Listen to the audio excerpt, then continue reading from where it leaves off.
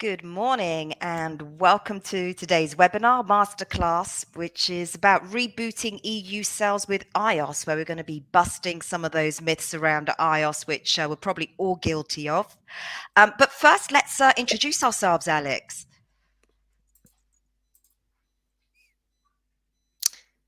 Great. Perfect. Perfect. Thanks, Alex. Um, hi, guys. My name's Bobby Toulis. I'm the Group Marketing Director for Global Freight Solutions. And And my name is Alex Wyatt. I am the head of commercial strategy at simplyvat.com. fantastic. Okay, so in case you guys haven't heard about us, GFS, we are the industry's largest provider of managed multi-carrier services. So we were set up in the UK back in 2001.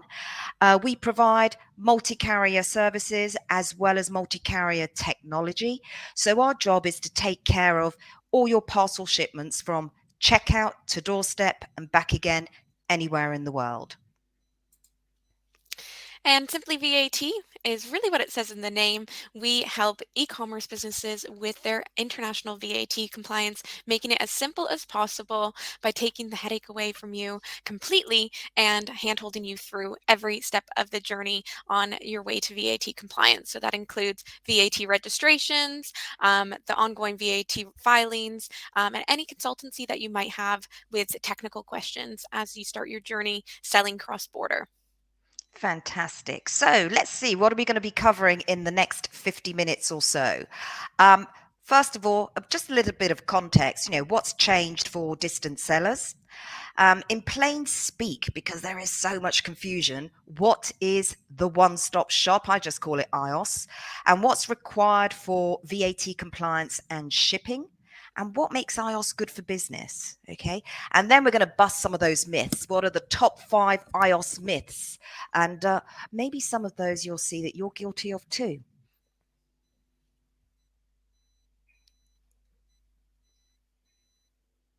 And then after that, we'll come on to what are the steps that you need to take to sell under iOS. So we'll go through the entire end-to-end journey, looking at what are the steps you need to take for VAT compliance and shipping. What do you need to look out for as well? Because there are some pitfalls that you want to avoid. And then we're going to talk to you about the iOS Ready bundle and how Simply VAT and GFS have come together to make it even faster, easier, and stress-free for retailers to be able to ship and to sell into the EU under iOS. And then, of course, we'll have some time at the end for Q&A. And we've got a lot of questions that have come in with the webinar registration, so thank you for that. But also, if you want to ask questions as we go through, you'll notice in the bottom right-hand corner of your screen, there's a little icon that says questions. So feel free, any point in time, guys, to fire your questions at us. Okay, so let's move on. What actually changed? Well, 1st of January 2020, very big day, UK leaves EU. So what went out on the 1st of January 2020? UK left the EU. And that was the end to borderless trade with the EU. So free trade with the EU came to an end. What came in on the 1st of January were customs borders. EU-UK trade and cooperation agreement was signed on the 30th of December. All goods were now going to be subject to customs duties. We started the transition period on the 1st of January, which gave us a bit of temporary free trade subject to rules of origin. But then by the end of January, the trade borders came into full force. All goods imported to the EU are now going to be subject to customs clearance, duties and tariffs. And we got some of those images from when everything hit on the right hand side. I think we're all familiar with all the queues of lorries outside Dover and places like that. It was absolute chaos with parcel backlogs and everything else. So then what happened following that, there was a huge amount of EU VAT reforms that happened last year. So not only did we get hit with Brexit, we also had changes that happened to the VAT landscape. So first of all, what went out on the 1st of July was the low value consignment relief threshold. So many businesses were potentially using this in that 6-month period when you were importing goods from the UK into the EU, and with a consignment value less than 22 euros. You didn't have to pay any import VAT or any duties on these parcels and consignments that were going through customs. So that had been abolished as of the 1st of July with the new EU VAT reform that came into place. The second thing is the varying VAT exemption threshold for B2C goods and services sold at a distance for EU consumers. So these were what we like to call the distance selling thresholds for businesses. And if you were holding goods within the EU, selling cross-border, you would have been able to use these thresholds when selling cross-border to optimize your VAT registrations. They abolished that as of the 1st of July, and then they replaced it with some new schemes, some simplification schemes. So what has come in as of last year? First of all, every single item going into the EU is going to be subject to VAT, regardless of the value of the goods. So there's no more of those low value consignment relief thresholds. Every single item coming into Europe is going to be taxed with VAT. There's a new single EU-wide VAT exemption threshold of 10,000 euros. Now, this only applies to EU-based businesses. So if you're based here in the UK, unfortunately, there are no new thresholds for you to use, and you have to get VAT registered right away when holding goods within the EU member states and selling cross-border. Next, for the non-EU based businesses, they have to charge VAT at checkout from the outset. So you're going to start charging VAT based on where the end customer is located. So it's no longer depending on those distance selling thresholds anymore, the sale departure country of the goods. We're actually looking at the sale arrival country of the goods. So where your end customers are located, that is the local rate of VAT that you're going to start charging at checkout.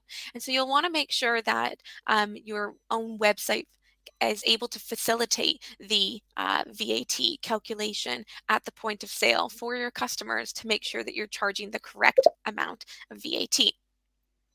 And the final thing that came into place was the online marketplace. They are becoming the deemed seller in specific transactions. So this is where the marketplace is going to be responsible for collection and remittance of the VAT by non-EU sellers in specific circumstances. So if you want to find out more about that, please get in touch because we will be able to demystify that.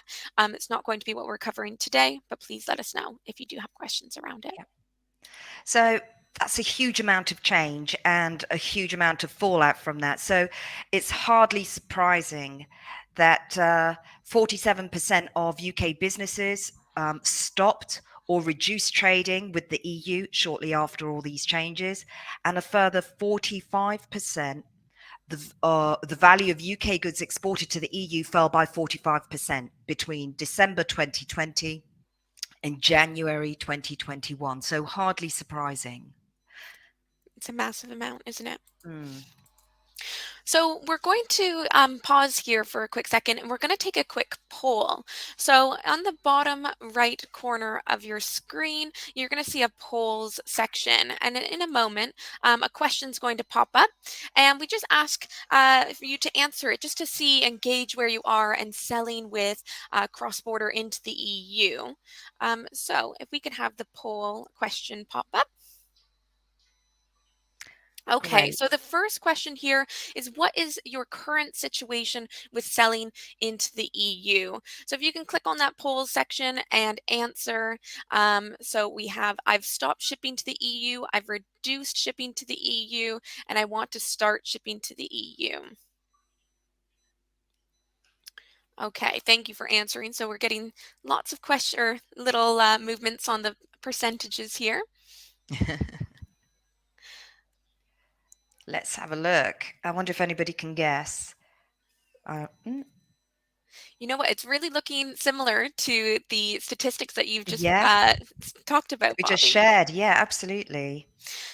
So Okay. we're looking at about 42% of you are saying that you've reduced shipping to the EU, which is a massive amount. And, Yeah. from the, an exporting point of view, you really want to, that's where you're going to make money is once you start exporting into new countries and getting access to many new, customers across the world. So 39%, sorry, they're sort of shifting a little bit. So it looks as though the numbers have settled on 39% have said I've reduced shipping to the EU. 32% I've stopped shipping to the EU. And 29% are saying I want to start shipping to the EU. So yeah, I think it's a similar pattern. And of course, let's not forget the EU is the UK's largest e-commerce trading partner. So it's not a market that we can afford to be um, not selling into. So that's not surprising. Right, should we launch the next question then? So thank you very much, guys, for answering that. Let's have the next question, please.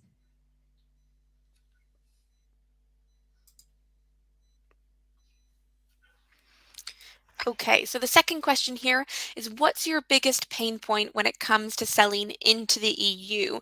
Is it customs documentation and red tape? Is it paying the import taxes, calculating the duties and taxes, or the high shipping costs? This is going to be interesting.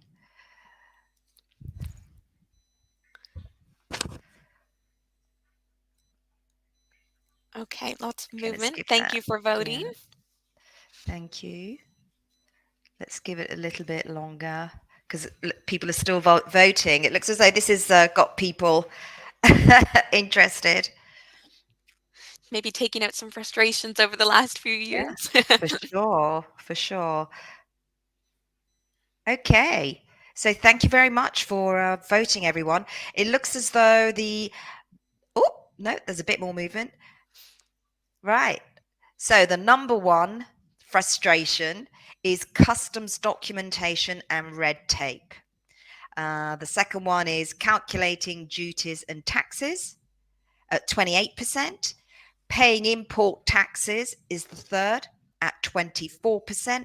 And high shipping costs, 17%. That's really surprising because it's not the cost of shipping that puts people off, it's actually all the hassle, the customs documentation, the red tape, and everything. What do you think about these results, Alex? Yeah, you know what? I can completely see why customs documentation and red tape are, number one. From my point of view, who don't talk about customs documentation all day long, I would have nowhere to start, nowhere to even think about where to start. When it comes to customs documentation, now every single item needs some sort of document. Absolutely. What do you need to do? So that's really, for me, I resonate with these polls. Absolutely, and it's a minefield. This is where, as of the 1st of January, when with dealing with customs clearance, it meant that you have to produce a commercial invoice, and every product that is part of that consignment needs to have its HS code, its value, its weight, dimensions. There's a lot of mandatory customs data that needs to be provided with all the products. So yes, hardly surprising that it's the number one pain point. Okay, so thank you guys. We covered off the two poll questions, so thank you for participating in that. So we're going to move on to iOS, which is why we're all here today. We're talking about the Import One-Stop Shop scheme. So what is Import One-Stop Shop? What is iOS? And we shortened it down just to make it nice and easy to say. So the EU Commission has listed it out right here. The Import One-Stop Shop scheme is the electronic portal businesses can use after the 1st of July 2021 to comply with their VAT e-commerce obligations on the distant sale of imported goods. So one thing to note is that it's a completely optional scheme, and it's designed to really simplify how you're collecting and remitting the taxes over to the tax authorities, instead of having to VAT register in every single EU member state. The IOS scheme makes it nice and simple because you only need a single VAT registration in one specific member state of identification, we call it, and you're actually remitting all of that VAT to one single EU member state, and then the tax authorities take that VAT and split it amongst themselves, so saving you lots on in lots of different ways. So first off, with the IOS scheme, there's no import VAT charged when the goods clear customs. So what this means for your goods is that instead of having to pay import VAT and then reclaim it on a local VAT registration, under the IOS scheme, you're actually just going to be collecting the sales VAT at the point of sale from your customer, and then using your IOS number on the import documents, and then paying over that sales VAT later down the line. It's also used by marketplaces and retailers. So if you're selling on a marketplace, make sure that any of those transactions going under the €150 threshold is using the marketplace's IOS number. And then any sales made through your own website, you're going to be using your IOS number. So I'm just going to run through actually what does this look like in practice when you're using the iOS system in this scheme. So first off, if you're a non-EU based business, which which all UK businesses are now after Brexit, you're going to need to appoint an EU based intermediary. And an intermediary is someone who is based within the EU who is jointly liable for the VAT owed by your business. So they're putting the risk and trying to weigh out the risk between multiple parties so that if a business outside the EU does not pay their taxes, someone is there to carry the burden and there's no lost revenue from the tax authorities. Secondly, you're then going to register for the iOS scheme. So this registration is quite quick. It's much quicker than any other VAT registration. So if you've VAT registered in the past, that would have been a much longer process. This one is taking about 1 to 2 weeks to get in. So it's much quicker. You're then going to update your website to identify and apply the correct VAT rate depending on where your customers are located. So what this means is if a customer is purchasing from you in Germany, you're going to want to make sure that you're charging the local rate in Germany, which is 19%, but maybe a customer in France purchases from you, you're going to have to charge 20%. So making sure that your systems are ready to calculate the VAT at the point of sale, and so that you are not losing out in your margins if you've just applied a blanket rate to your prices. Once a product is sold, you're then going to collect the VAT amount. So you sell a product, you're going to keep that VAT aside. Don't spend it on any other products that you're buying. Make sure you keep that aside because you're going to have to pay this over to the tax authorities. And like I mentioned earlier, for marketplace sales, if you've sold something on a marketplace, use their iOS number on these transactions, and the marketplace is going to be responsible for collecting and remitting these low value, less than €150 sales to the tax authority on your behalf. You're going to show the VAT that you collected on the commercial invoice, and you're going to have all of your documentation with the iOS number on the documentation for your goods to have fast release once the goods get to customs. So there's going to be no hassle getting those goods through, and they'll be out and to your customers as quickly as possible with no delays. After that, you are going to file a monthly VAT declaration. So each month, what happens is you collect all the transactional data and we calculate the VAT amount, and then we pay over the VAT on a monthly basis to that one member state of identification. And then the tax authorities are then responsible to split that amongst themselves. The biggest thing to note here is that you want to keep all your records for any of your IOS distance sales for a period of 10 years. So this includes any transactional data, any proof of export, proof of import. Make sure you're keeping that in the cloud somewhere for a period of 10 years, as any one of those tax authorities across the EU are able to come in and question and audit your business. So you want to make sure that you're retaining proof that you've actually paid all the VAT necessary for your business, and there's going to be no troubles further down the line. Sounds good. So let's now look at, so that was VAT compliance under iOS. Let's look at shipping under iOS. So, like we mentioned earlier, you can only send parcels under iOS provided they do not exceed a value of 150 euros. So that means the intrinsic value of what you're sending, the order, is not more than 150 euros. Intrinsic value is not the cost of the is not the what you're charging for the product plus delivery. It's simply what you are charging for the product. So it does not need to include delivery. um, as a retailer, you need to be able to provide your iOS VAT identification number to the carrier. So if you are selling via marketplace, then that will be the marketplace's iOS VAT identification number. If you are selling directly via your own website, then that will be your own iOS VAT identification number. So that needs to be provided to the carrier, but also that carrier is going to need to have all the other mandatory commodity data required to ensure a smooth customs clearance once that parcel gets to the border. So that will include the information that I mentioned earlier on the commercial invoice, the HS code, the harmonization code, the description of the goods, the value, the weight, country of origin, etc. And one thing you need to make sure is really that your labeling and dispatch systems support paperless trade. So by that I mean that when you are providing, you can provide that information to your carrier digitally. So you can capture that in your system and transmit it all to the carrier so that they are then able to present that information at the border when they come to customs clearance. Okay. So what makes iOS good for business? Okay.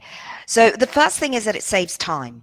We've seen how it reduces a reduction in red tape by up to 95%. So that should be welcome news to you guys, to the majority of you that have said that's your number one pain point.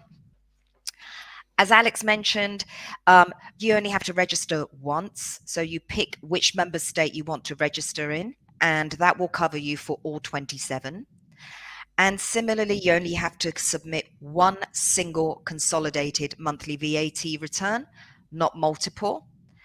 And the iOS identification number makes customs clearance faster and smoother. There's less risk of parcel delays. Next up, it saves you money overall. So it just adds to the benefits here. So first off, looking at your cash flow. So the VAT payments are made to the EU tax authorities on a monthly basis. If you're locally VAT registering, some tax authorities have quarterly filings, some have annual filings. And also with the iOS scheme, you don't have to worry about paying import VAT and then reclaiming that on your local VAT return, which really does disrupt some people's cash flows. So this is going to be a huge benefit for many businesses. Also, you're going to avoid paying courier fees for VAT clearance services. I'm sure many of you may have been hit with a bill from couriers to say, oh, you have to pay a handling fee or your VAT to clear the goods. As a customer, it's not a great experience, and it's that extra money there, and as well as you're not paying that on behalf of the customers. Fantastic. Next, you're just paying one tax authority in one currency. So this means that you don't need to be worrying about FX payments, going cross-border, and worrying about any multiple payments to various tax authorities.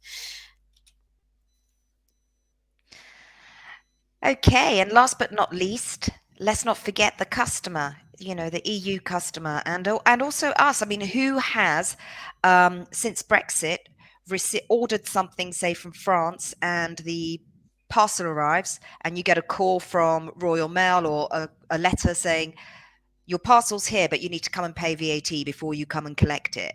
That is not a great customer experience. Under iOS, the VAT is going to be transparent because when your customer gets to checkout, you need to be able to calculate and display the VAT at the point of purchase.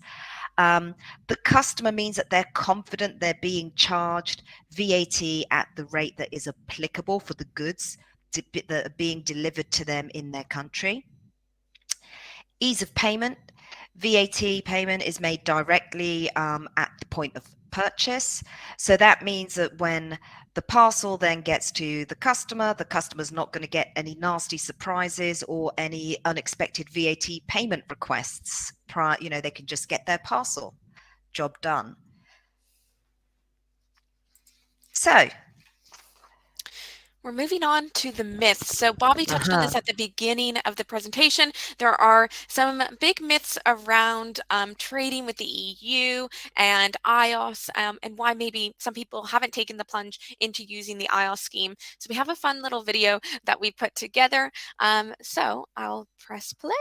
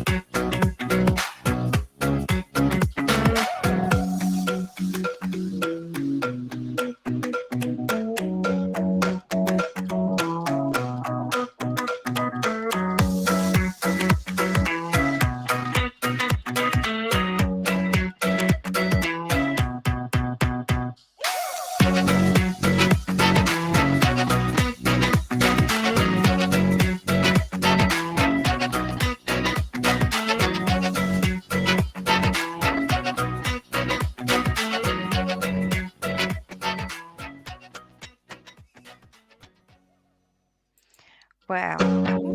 There we are. Sorry. Okay. So like I said at the beginning, we're going to bust some of those myths for you, and maybe you even recognize some of those myths that when we were going through the video as myths that you hold as well. But now let's take a look at what are the steps that you need to go through to take for iOS. Okay, so we're going to walk through end to end what you need to do. So first up, Alex. First up, you have to set up your iOS VAT registration. So like I mentioned earlier, if you're a non-EU business, you need to appoint an EU intermediary. Then you need to register for the iOS scheme. And then you're going to set up your iOS delivery and return services. So making sure that your parcel carrier has the iOS number on their system so that every single item can go with the iOS number. And as I mentioned as well, you want to make sure that you're updating your website to calculate the correct VAT at the point of sale. So you're not missing out on anything in your margins. If you're putting a standard rate of VAT, you want to make sure that the VAT fluctuates depending on where the end customer is located. Great. Okay, so now that you've set up, you've got your EU intermediary, you've got your carrier that is going to, you've got your delivery provider that provides the iOS services, and your website is able to calculate to show duties and taxes at checkout. You can start selling. So your customer in the EU makes an online purchase. When they get to the checkout and they are looking at what their purchase is, they should be able to see the VAT that's been calculated and displayed at checkout. Once they've placed their order, That then comes into your warehouse where you're going to pick and pack your parcel. You're going to raise your parcel shipment using your shipping system, and this is where you're going to input your IOS VAT number, all the other mandatory commodity information, like we mentioned before, your IORI number, your harmonization codes, your uh, other data about the product, such as weight, dimensions, value. And this is going to, then you're going to hit the button, and that's going to be sent electronically to your carrier. Your carrier then collects the parcel, and when they get to border, they're able to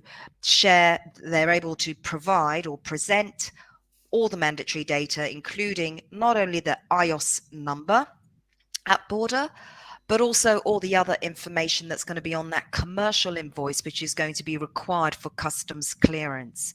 And when that parcel gets to border, when the customs official sees the IOS number, then that parcel is VAT exempt. So, like Alex mentioned earlier, it can go through the board. It will get cleared quickly, smoothly, gets delivered to the customer.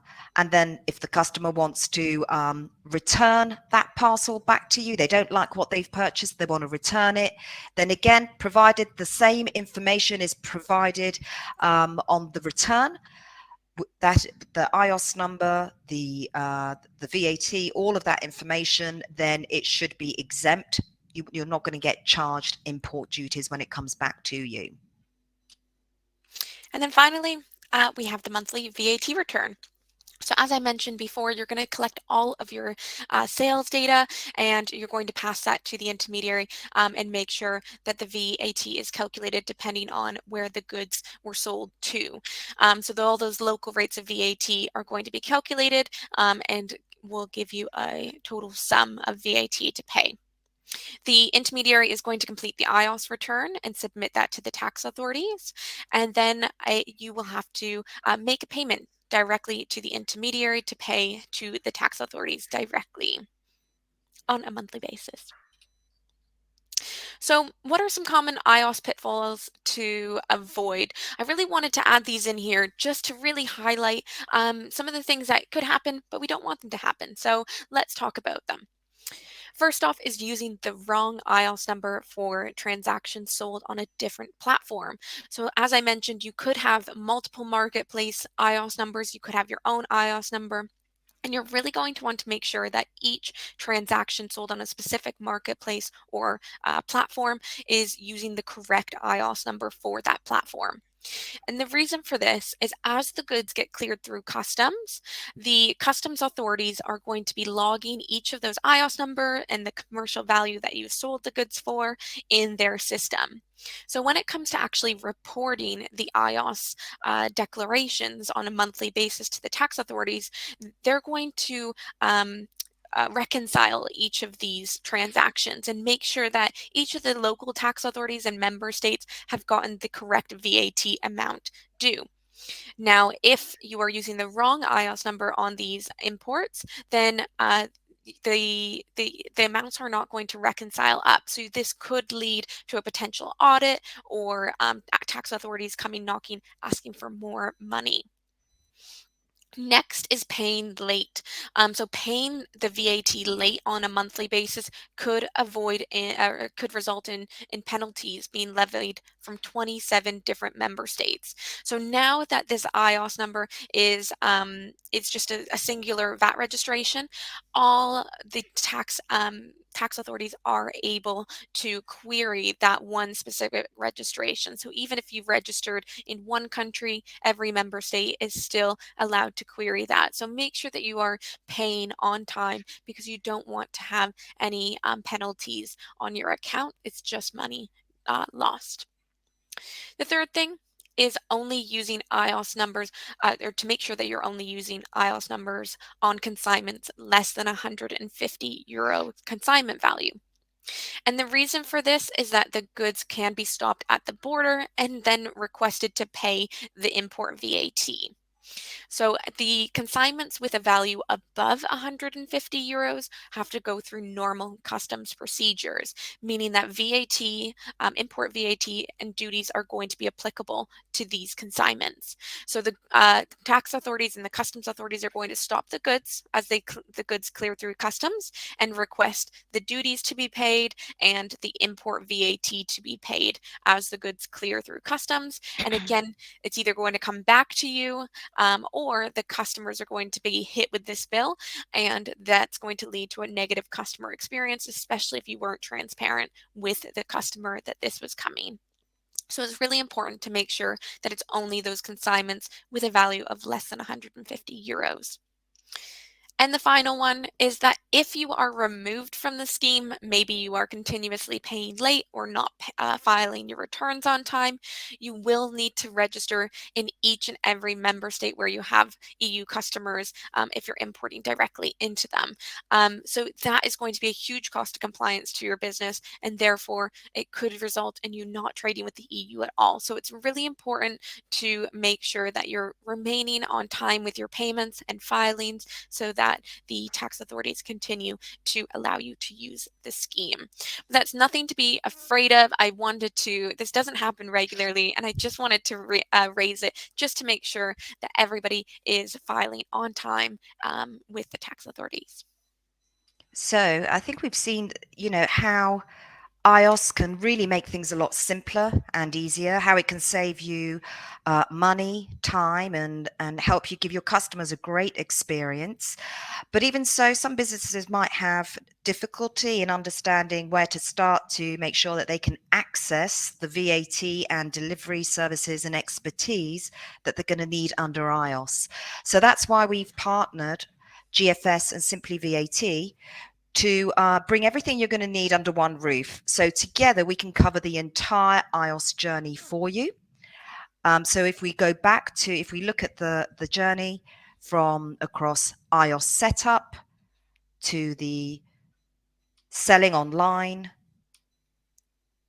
and then being able to ship and return goods and do your monthly VAT return, together, Simply VAT and GFS are going to be able to cover every step of that journey for you. But now let's look at what does that mean. So let's look at what is the iOS bundle that we've brought together to make it even easier and faster for you. So first off, starting with Simply VAT. So Simply VAT can cover everything you need under the iOS from a VAT compliance point of view. So first off, you'd want to book an appointment with one of our team members to understand how the iOS scheme can work for your business. Is it the best option for your business? And if it is, to get the process started. We're going to look at the total amount of liability that you would have and determine if a deposit or bank guarantee is required. After that, we're going to make a start on obtaining that iOS registration to get you going within a matter of weeks. And then finally, once you become a Simply VAT client, you're going to be introduced to a dedicated client manager who looks after your account and will file your monthly VAT returns and is there to help with any questions along the way. Okay, so when it comes to shipping, we can provide you with everything you're going to need for shipping under iOS. So that would be GFS International iOS Services, which is a multi-tiered service, which is optimized for e-commerce shipments up to 150 euros. And under International iOS Services, you've got the choice of Economy, Plus, and Express. And those services will provide iOS services into all 27 EU destinations. You can be confident you're going to be getting the best price and the most reliable service for each of those markets. Good news is that there's absolutely no surcharges or hidden costs, and you're provided with the choice of fully tracked or untracked for parcels up to 30 kilos. And those services are recognized by Amazon and all major marketplaces. So if you are selling on a marketplace, you want to use their iOS VAT registration number, then GFS services are recognized by all major marketplaces. But as well as the services, We can provide you with the technology. So if we go left to right, GFS checkout, which will enable you to calculate and display duties and taxes when your customer comes to checkout. GFS selector, which is the multi-carrier labeling platform that's going to enable you to raise your shipment and provide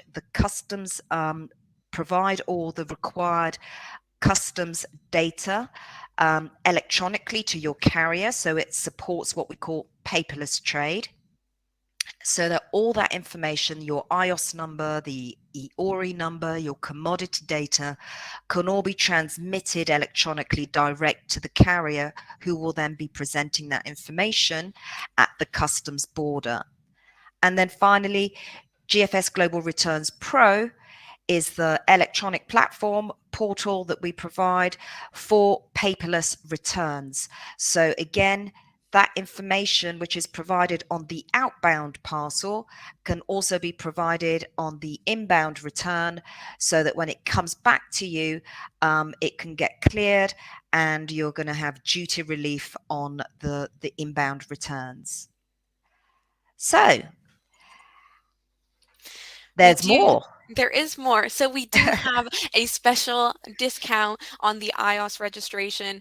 For me, this is such an exciting partnership between GFS and Simply VAT, because I do really think that we are covering an end-to-end solution for every single business that needs to start trading cross-border to enable their sales. So we're giving you 50% off the iOS registration, and Bobby's going to let you know how you can Yeah. claim. Thank you. And so just look out for the email, which is going to be sent to everybody after the webinar. To claim your 50%, you need to book a call. There'd be a button on the email. You just click book call. You can see the little arrow there to book a call with Simply VAT and GFS. When you book your meeting, you'll be asked to provide your discount code. So that will be on the email that comes to you as well. And very importantly, don't wait, because this offer is only going to be available until the 17th of June. So don't waste time. So now I think it's time to go over to questions, and I see the questions Mm, box is really popping off. But Bobby, I think we had yeah, some questions that came in we when do. people We registered, so do. we can start off with those. So I'm gonna right. So first of all, thanks everyone for providing us with all these questions. I can see this must be such a an interesting topic, Alex, because the questions are popping up in the chat. We had loads coming in on the registration. So, anyway, I think the first one's for you. What is the best way of having a representative in the EU? Is it a postal address, being VAT registered there, or paying an intermediary? So if you are a non-EU based business and that's where you are established, then you will need an EU based intermediary. There is, unfortunately, you can't set up a EU postal address. That doesn't cover the liabilities for you. So you're going to need an EU intermediary. Now, maybe some of you have an EU established entity, or you have a subsidiary that's an EU business, then you can represent yourself directly with the tax authorities, and you have to register in the member state that you are established in. So you can't pick and choose. You have to do it in the country where you're established. So that just depends on where your business is located. Great. There were a number of multiple questions around Shopify. So obviously, it's a very popular platform. I have a Shopify website, but I cannot find a solution to work out international shipping. iOS registration seems to be almost impossible. I think what you're asking there is about can I integrate this with my Shopify e-commerce store? I think it's about integration. Yes, GFS technology and services, so our multi-carrier services and our multi-carrier technology, the ones I mentioned earlier, all integrate with Shopify. So contact us and we'll be able to talk to you about that too. Right. Let's see. Uh, what happens, and there's been this question's been asked multiple times, Alex. What happens if a shipment value exceeds 150 euros? Is a local VAT registration the only alternative? what VAT assistance is there? Yeah, that's a really great question, and it's going to be really relevant, especially maybe you have high order values or volumes going through at once to a single customer. So if that's the case for your business, then the IOS scheme will not be useful to you, unfortunately. So you do have a few options. So I like to call them the normal customs procedures. So when I say normal customs procedures, I mean the glory days of a year ago, when we just left the EU and then we were trading before the EU VAT reform. You would have to have go through the normal customs procedures where you're deciding who is the importer of record. And I know there was various different Incoterms floating around. Should I Mm, ship DDP? Should I ship DAP? DAP. Who is Yeah. going to be the importer of record? That is the ultimate question that you need to ask. So if the customer is going to be the importer of record and the one paying for the import duties and taxes as the goods clear through customs, you do not have a VAT obligation because the customer is going to ultimately be paying that bill. If you become the importer of record, then you should be VAT registered in that member state where you're importing into, and then following the local VAT regulations as the goods clear through. Because what happens is, as you import the goods in and you are the owner of the goods essentially at that time, then you become it's a transaction within the EU. So then the VAT would come under the EU VAT rules from Exactly. there. Exactly. This next question is actually follows on from there. So post Brexit, who should pay import export duties? So I guess it's the same thing. It depends on who is the importer of record.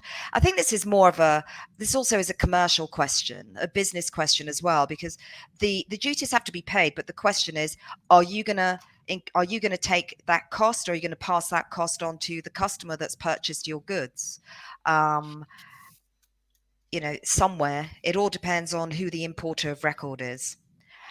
We've got Absolutely. another question here I'm looking at from Lucy. When I'm selling via marketplace, do I need to be VAT registered myself? That's a good question. So, if you're selling on a marketplace, it all comes down to where are your goods located. So, if you're holding goods within an EU country, maybe you're using the Pan EU scheme or a 3PL in the EU, you're going to need a local VAT registration in that specific country. But if you are distance selling goods and importing them directly to customers, so maybe you're fulfilling all of your goods from here in the UK or maybe the USA or China, if you're drop shipping, for example, and you're selling on Amazon or a marketplace, and the consignment is less than 150 euros, then you do not have a VAT obligation. In that case, the marketplace is going to be responsible. The marketplace is not responsible for any consignments above 150 euros when imported in. So that's when we go back to those normal customs procedures. Who's going to be the importer of record? We're going to ask that question over and over and over again. So Yeah. it just depends on where your goods are located at the point of sale. And I think we've got time for one more. This is from Alison. Is there a simple way of finding out what the VAT threshold is for each country, or are they the same? So there now is no VAT threshold any longer. Um, the 10,000 euros, like I mentioned, is only for locally established businesses. So if you're an EU member state, you're established in an EU member state, you can use 10,000 euros before you have to get VAT registered. But those distance selling thresholds are now abolished. There are other schemes available to you. So the Import One Stop Shop scheme is primarily for imports into the Mhm. EU. But if you're selling within the EU cross border, there's other schemes available to you, simplification schemes that came in called the Union One Stop Shop that you are able to use. And I really highly request that you reach out so that we can give you a bit more information on that specific scheme if that applies to you. That's perfect. Now, look, guys, we've got loads of questions that have come in. So if we haven't been able to answer your question, we will promise we're going to get back to each of you. Okay, so bear with us. We will respond to each of you individually. And so we're going to have to wrap it up there, I think. Perfect. So just one last reminder about the 50% discount for iOS Yep. registration. Don't forget to look out for the email after the webinar, guys. Book your call, quote your discount, and above all, don't wait. Okay, the offer ends on the 17th of June. Okay, and hopefully we'll be able to prove to you just how easy iOS can be in for shipping and VAT compliance. So thank you so much for reaching out. And like Bobby mentioned, all of your questions that you guys have been asking in the chat, Mhm. we're going to be reaching out to you over the next few days to answer them. There's a lot that has come through. So thank you for all your engagement. It seems to be a really exciting topic for everyone. Indeed. Thank you very much, and see you guys soon.